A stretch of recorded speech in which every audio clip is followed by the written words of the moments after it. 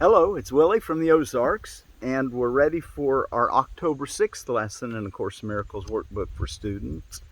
Reading out of the original edition, Lesson 279. Creation's freedom promises my own. Creation's freedom promises my own. You know, these titles are affirmations. If you haven't got that figured out, you probably already noticed it, been following me along. Each one's an affirmation, affirming what's real in you, what's true in you.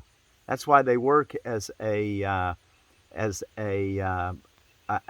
something to put your mind on, rather than the debilitating thoughts that the ego likes to have us habitually loop back into, those closed loops where we just keep thinking the same negative thoughts. Well, these will break it.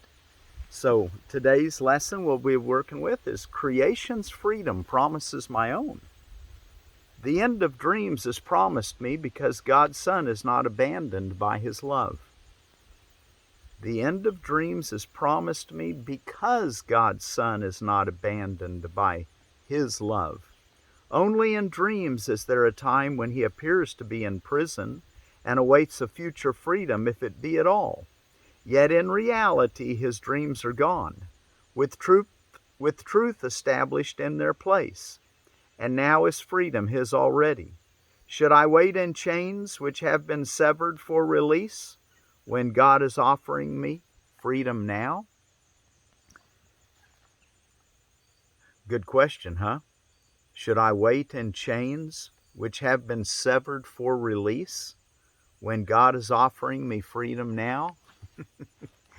So we're sitting here in chains. You know, they say that's how you train an elephant. You guys have heard that, haven't you? You train an elephant not to break the chain because they're strong enough that those little chains they put around their feet to hold them, if they wanted to, they could break right through them, because they don't want to carry these big heavy chains around. They carry just a little lightweight chain. But what they do is they use that little lightweight chain when it was a baby, and they trained it, or with a heavier chain they trained it as an adult. But they trained that thing that it should never pull against the chain because it couldn't fight it. And then they just started using little bitty flimsy chains that weren't strong enough to hold the elephant, but it had already been imprisoned in its mind. All right? So this is the same way that we end up doing. We these feedback loops of negativity that come to us, and they're those are the chains that bind us. But listen what he says in today's lesson, creation's freedom promises my own. He says, should I wait in chains which have been severed for release, when God is offering me freedom now? Okay. The prayer says, I will accept your promises today and give my faith to them. My Father loves the Son whom he created as his own. Would you withhold the gifts you gave to me? And the answer is obviously no. All right. Hey, listen, let's go take a look in our text reading. We're ready for, in chapter 7, the recognition of truth. Is that where we're at? Yes. The recognition of truth. In the chapter, the consistency of the kingdom. All right, while you're turning there, let me tell you, I did get something come out and ate a whole bunch of my broccoli plants off. You can maybe see them back here. Oh, and I brought this old beard. I told you I had two different beard's tongue, pestissimum. A penstemon. Anyway, just thought I'd show that to you. We've already talked about the beard's tongue, so I'm not going to go into a lot of detail on it. But I did want to just show you the different colors. They have all different colors of those things. But behind it, you'll see there's about 8 broccoli plants that got eaten off. They didn't get anything else. I broke down yesterday and put something out. It looked like it was just clove oil, and there was a number of different things in it that were supposed to repel deer. And I sprinkled that out here lightly, hoping that would keep the deer from jumping the fence and coming in here. And if it was deer that got it, it didn't help. I'm still thinking it's that groundhog. Anyway, might as well laugh about it. It makes me a little. Look here, they pulled one totally out of the ground. I thought I'd bring it over. I'm going to put it back in just with the hope, but I doubt it'll sprout back. But there's quite a bit of life there. Maybe it'll come back. Who knows? But I'm going to put it back in the ground. I thought I'd show you that's what it looks like after your varmints get it. All right, paragraph 26, the recognition of truth. We're just going to read about a page and maybe talk a little bit about a few concepts here. God's meaning waits in the kingdom because that is where he placed it. It does not wait in time. It merely rests in the kingdom because it belongs there as you do. What belongs there? God's meaning waits in the kingdom because that is where he placed it. It does not wait in time. It merely rests in the kingdom because it belongs there as you do. How can you, who are God's meaning, perceive yourself as absent from it? Or how can you perceive yourself as absent from meaning? God's meaning. You can see yourselves as separate. You can see yourselves as separated from your meaning only by experiencing yourself as unreal.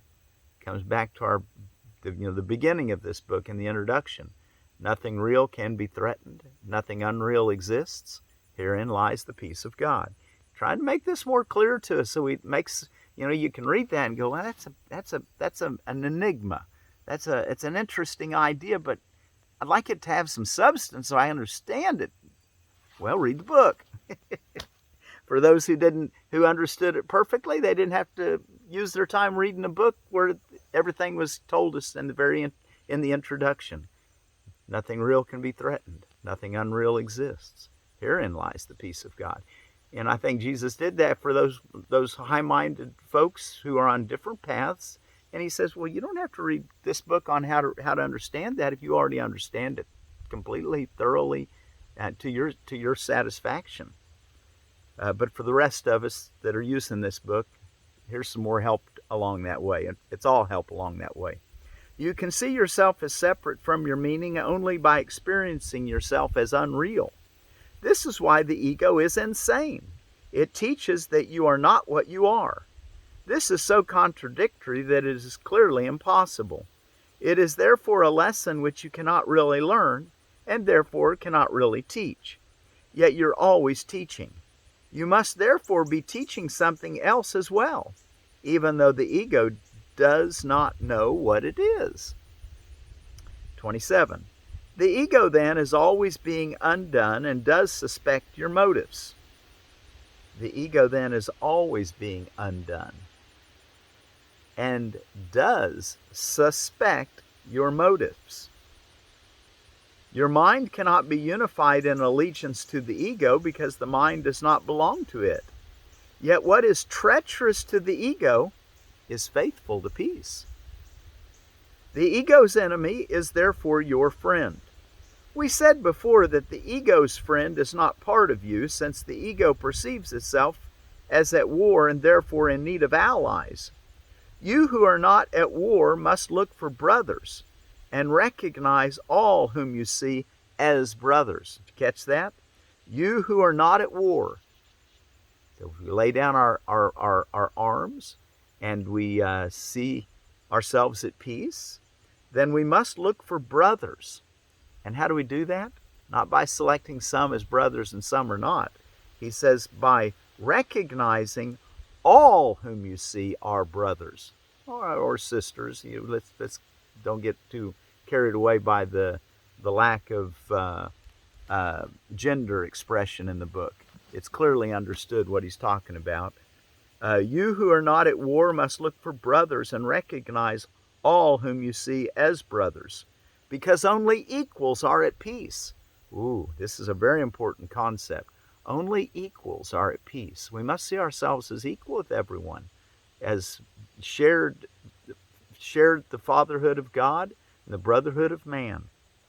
28. Because God's equal sons have everything, they cannot compete. Because God's sons have everything, they cannot compete. Wow. Competition, we don't need it. We need to start seeing the the abundance in all of us. Yet if they perceive any of their brothers as anything other than their perfect equals, the idea of competition has entered their minds. Do not underestimate your need to be vigilant against this idea, because all your conflicts come from it. Now there's the main thing I wanted to bring our attention to. Let's read it again. Do not underestimate your need to be vigilant against this idea. And what's the idea? Well, let's go back and look at it. Because God's equal sons have everything, they cannot compete.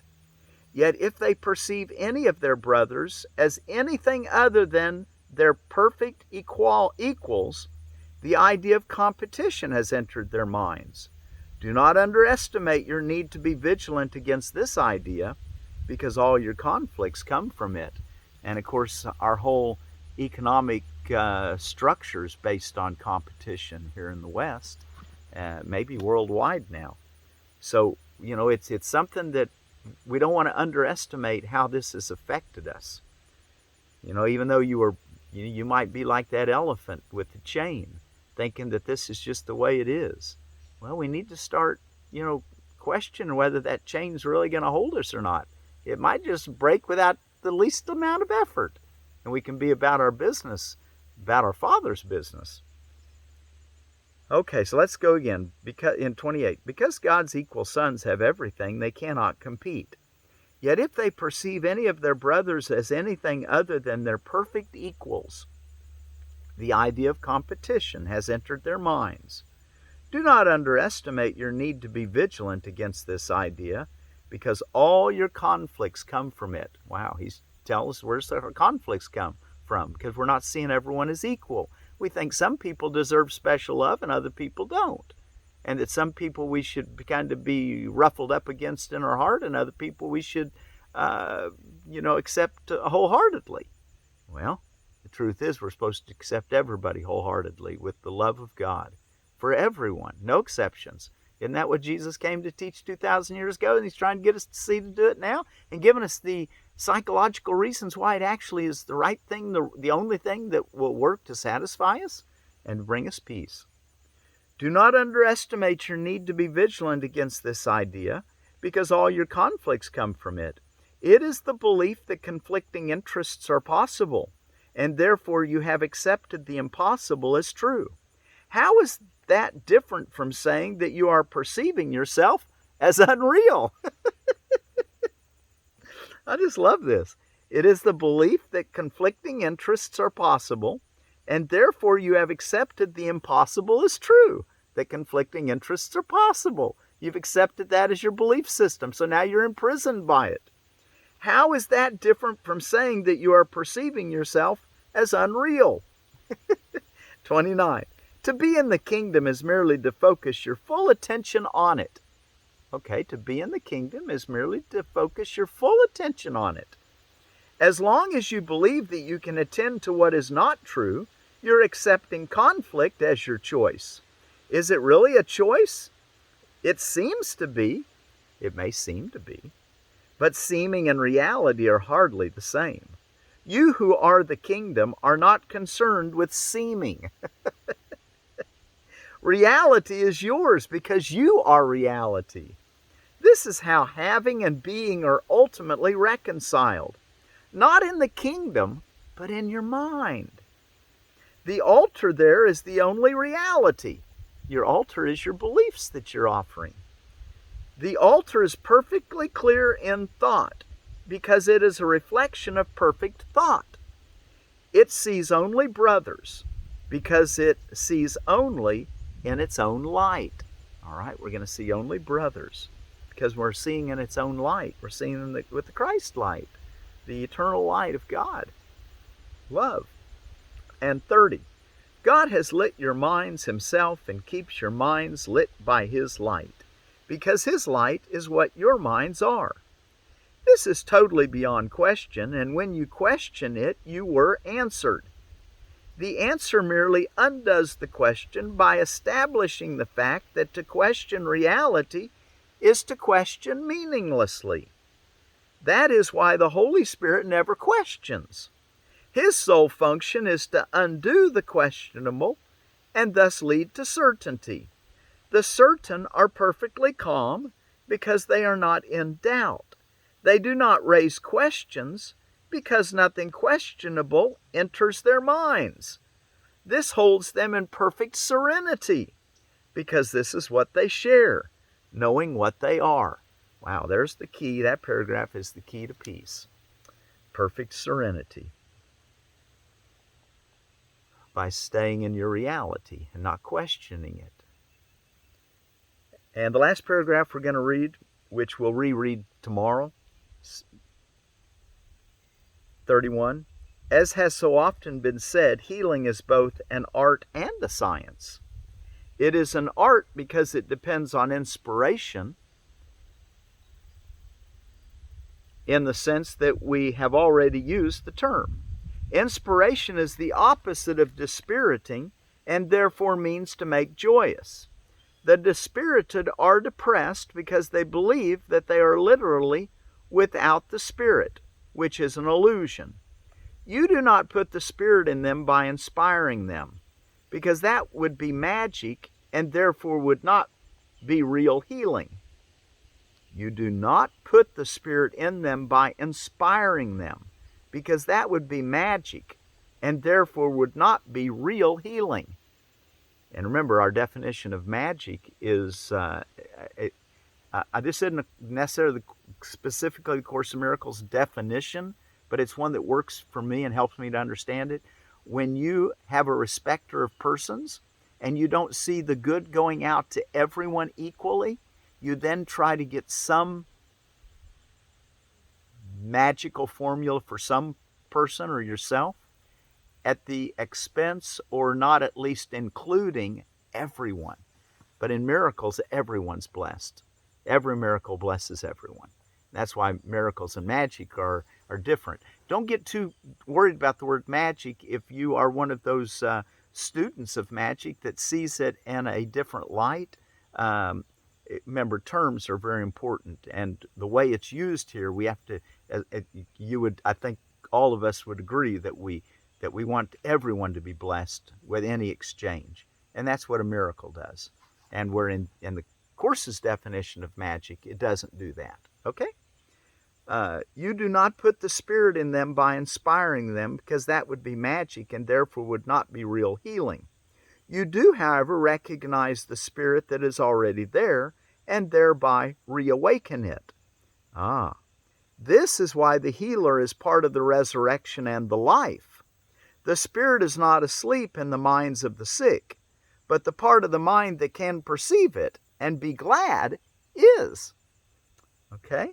The Spirit is not asleep in the minds of the sick, but the part of the mind that can perceive it and be glad is.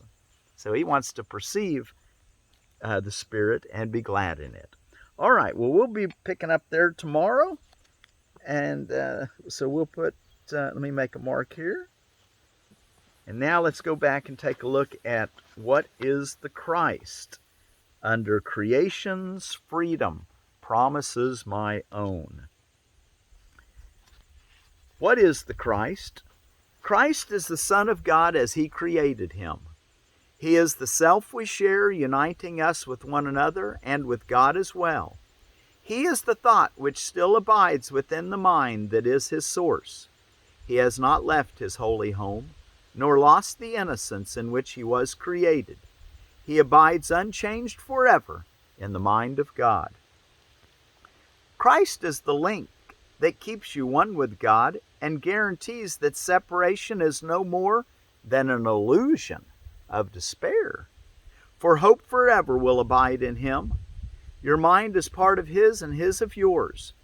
He is the part in which God's answer lies, where all decisions are already made and dreams are over. He remains untouched by anything the body's eyes perceive. For though in Him His Father placed the means for your salvation, yet does He remain the Self, who like His Father knows no sin. Home of the Holy Spirit, and at home in God alone, does Christ remain at peace within the heaven of your holy mind. This is the only part of you that has reality and truth. The rest is dreams. Yet will these dreams be given unto Christ, to fade before his glory, and reveal your holy self, the Christ, to you at last. The Holy Spirit reaches from the Christ in you to all your dreams and bids them come to him to be translated into truth. He will exchange them for the final dream which God appointed as the end of dreams. For when forgiveness rests upon the world and peace has come to every son of God, what could remain to keep things separate? For what remains to see except Christ's face? And how long will this holy face be seen when it is but the symbol that the time for learning now is over and the goal of the atonement has been reached at last? So therefore let us seek to find Christ's face and look on nothing else. As we behold his glory, we will know we have no need of learning or perception or of time, or anything except the holy self, the Christ whom God created as his Son. Creation's freedom promises my own. And hey, I did want to talk a minute, even though these broccolis and my cabbages are still doing good, and I wanted to talk to you about the cabbages. These are all cruciferous vegetables. When their first seed leaves are like they form a little cross. Those are your cruciferouses, highly valuable, and they withstand a lot of frost. They're a food that all us gardeners should be growing a lot of them, because they can grow in the early part of the spring when there's not much food available, and late in the fall when there's not, when other greens can't make it. So your cabbage, I want to tell you a little bit about cabbage from In the Spirit of Hippocrates, who says, let food be thy medicine and medicine be thy food. I wanted to tell you just a little bit about cabbages. They're also a Brassica oleracea. And in healthline.com, it says that they're packed with nutrients, and it lists quite a number of them. And I just wanted to point out two of the specific ones that they're really high in are vitamin K and C. They may keep inflammation in check. They're high in fiber, which therefore helps in digestion. All your microflora lives on that fiber as it passes through your body. Very, very important to have lots of fiber. May help keep your heart healthy. Don't want to go into a lot of detail how it works on that in this, but I'm just trying to give you some inspiration to why you need to, if you're not really a big cruciferous vegetable eater, well, it might be something to be worthwhile to train yourself to do. And the first time I ever ate broccoli, that I can remember of, I almost gagged, almost puked. I was probably about 10 years old. I don't think my parents ever ate broccoli at home, and I was having it at the lunch school cafeteria, and they put it on my plate. I would eat, put it in my mouth, and it was just a flavor that I just could not handle, and I about gagged, and went ahead and swallowed the bite that was in my mouth. Even back then, I somehow had some vague recognition that even though it didn't taste good, maybe these things that everybody says are good for me, I should at least learn to like them. So every time that after that the school cafeteria served broccoli, I'd ask for a very small portion. And I would eat it first, because I found that if you eat something first, at least you're still hungry, and about anything tastes good. So I slowly trained myself, and I look back at it through the years, and it didn't take me but about, I think by the end of that year when I was 10 or 12, 11, I'd learned to like it. I got to where now, after that, I love broccoli. I've loved it for all these years. And to think I wouldn't been getting all that strong cancer-fighting nutrient that's in your cruciferous vegetables had I not learned to like it. So, sometimes it's good to train your mind and to train your palate to do what's good rather than just go by your tastes. I'm not discouraging to go by your tastes, because I think ultimately that's how God leads us in even this world. But we can't let our ego shade it, okay? And I think my ego was shading it back in those days. But I did get through it, okay? May help to keep your heart healthy. I said that. May help lower blood pressure, and it could help lower cholesterol levels. So there's several things that Healthline says that your cabbage is good for. All right, let's take one last look at creation's freedom promises my own. And then I'm going to go put this little plant back in the dirt and just see whether or not it regreens, or whether it sprouts back with some leaves. The end of dreams is promised me because God's Son is not abandoned by his love. Only in dreams is there a time when he appears to be in prison and awaits a future freedom, if it be at all. Yet in reality his dreams are gone, with truth established in their place, and now is freedom his already. Should I wait in chains which have been severed for release, when God is offering me freedom now? I will accept your promise today and give my faith to them. My Father loves the Son whom he created as his Son. Would you withhold the gifts you gave to me? Okay, let's read that prayer one last time. I will accept your promises today and give my faith to them. My Father loves the Son whom he created as his own. Would you withhold the gifts you gave to me? Creation's freedom promises my own.